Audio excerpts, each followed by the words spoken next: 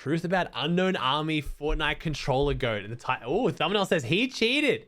The scariest players in Fortnite history. Touchy subject. He had the best aim in the game. Right now, what a lot of people have theorized. I'm feeling a little aim assist in my bones. Did Unknown cheat or not? Unknown's just running in, killing 50 kids at a time. His aim was pretty good. Player to completely master piece control. Completely? We're giving piece control to Unknown. This is him on mouse and keyboard, by the way, as well, though. This is early mouse and keyboard piece control here from Unknown Army. Ron?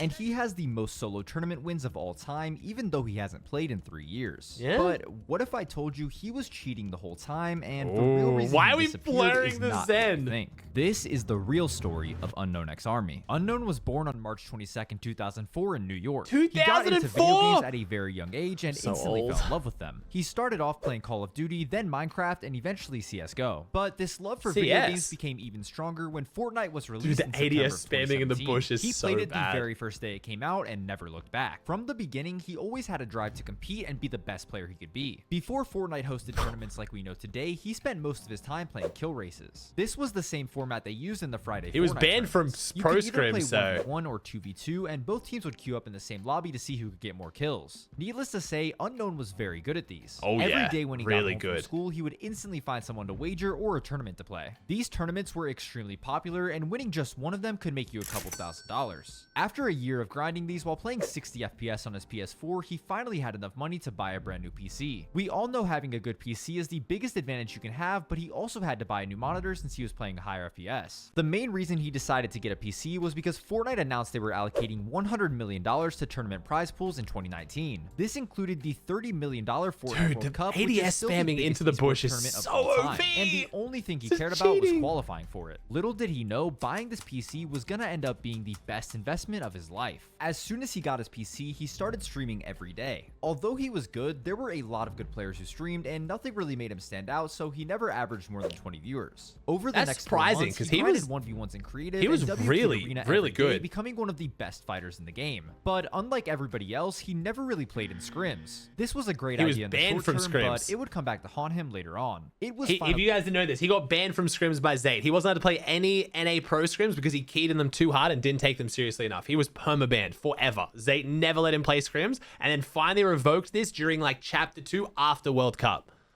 time to see if all of his hard work was going to pay off. In the Blackheart Cup, which was his first major solo tournament ever, he finished in 3rd place 3 weeks before the World Cup started. And in the first week of qualifiers, he placed a respectable 21st, but 2 weeks later, he was about to make history. Unknown finished in 2nd place, securing his spot in the World Cup and guaranteeing himself $50,000. He was the first controller player in the world to qualify, and he did it in a different fashion than everybody else. I didn't know he was the first. Only person to qualify without winning a game, and 40 of his 67 points came from eliminations.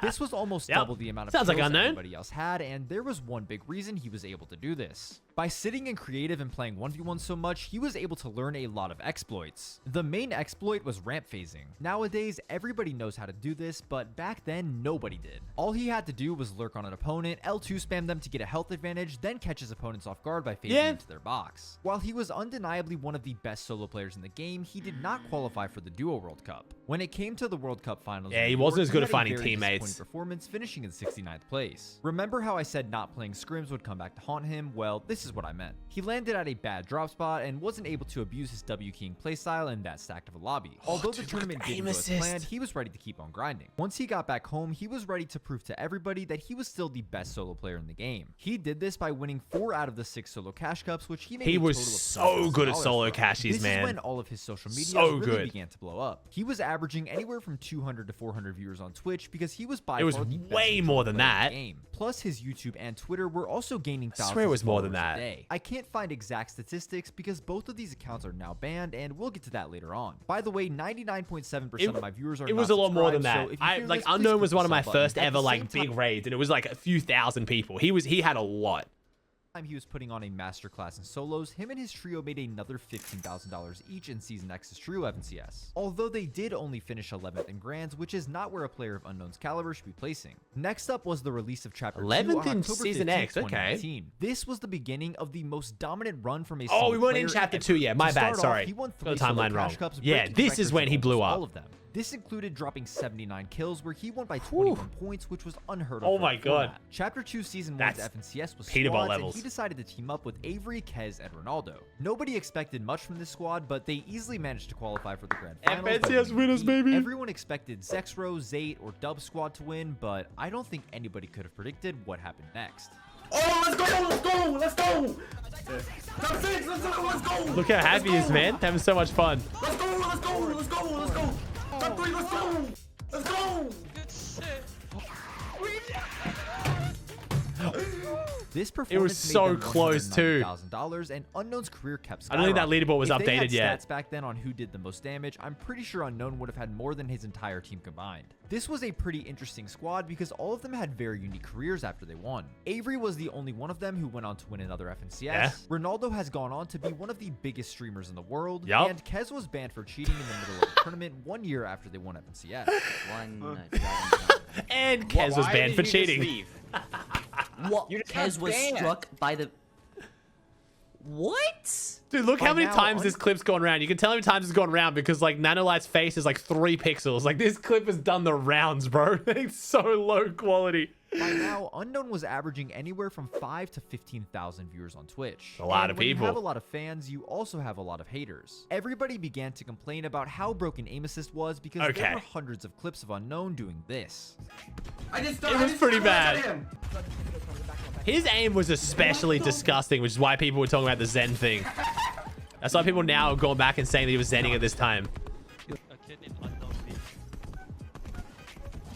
Because of this, everyone said he would suck without. You showed he had one? Or he still had them. them. Doesn't mean he's using it, but yeah. Still Brono says. Somehow, in his first tournament ever on the input, he managed to get 5th place, and after that, nobody tried disrespecting him again. Yeah, and he was then that to good end on the mouse season, and he keyboard won 2 too. more solo cash cups. In total, he made $67,000 in Chapter 2 Season 1 alone. The Okay, that's first from week of FNCS Chapter as 2 well, Season okay. 2 is where Unknown really began receiving a lot of cheating accusations. At the DreamHack Anaheim LAN in February of 2022, he failed to make it past heats where you only needed to get top 200 out of 800 That's players. right. That was This in the really middle of his bad. prime when he was far better than 99%. Yeah, this was of players really did. bad. Why did he always do so bad at in-person events? Well, we found out the reason why after he quit. But once he got home from this event, one small change from Epic Games was about to send his career into a downward spiral. Unknown always used the legacy aim assist settings, which made L2 spamming extremely broken. The thing is, there were a few bugs that they were unable to fix with this, including this one where you could lock on the players through bushes.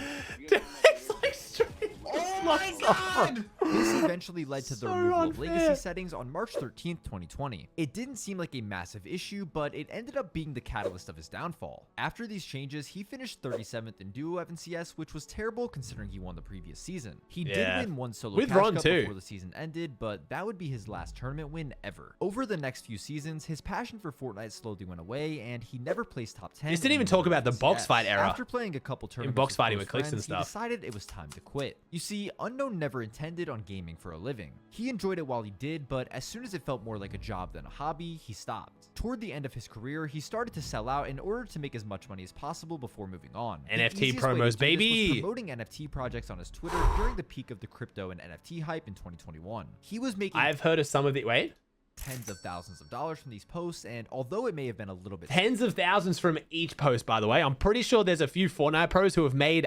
over $1 million from shilling NFTs. Whether they ended up getting paid it out, because obviously NFTs are a little bit shady, but I know the rate of some of these deals, and it was genuinely hundreds of thousands of dollars. Easily.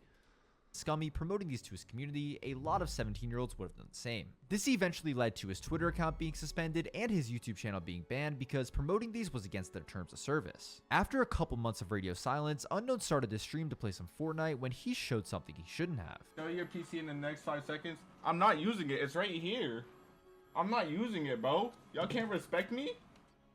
Yeah, having it seems a bit odd though. That is a Cronus Zen. If you don't know what that is, it's a device that gives controller players stronger aim assist, no recoil, and a lot of other mods that aren't humanly possible. People began speculating whether or not he used the Zen during his career because looking back at the clips, his aim was completely inhuman. Although the aim assist was very strong, something about his seemed far better than everybody else. A lot of people believe that the reason he did so bad in in-person events is because he couldn't play with the Zen. Maybe the removal of legacy aim assist was a bigger nerf than we thought because of his Zen script. But at the end of the day, this is all just I don't know, speculation, yeah. as there isn't any concrete evidence of him using one. And he was still so good on mouse and keyboard as well, to be fair. And there was a lot of players who were absolutely disgusting with OG aim assist that I know weren't zenning. Like, I've watched people play at in-person events who aren't zenning, just absolutely frying people. So it's not so hard to believe he could have just been that much better.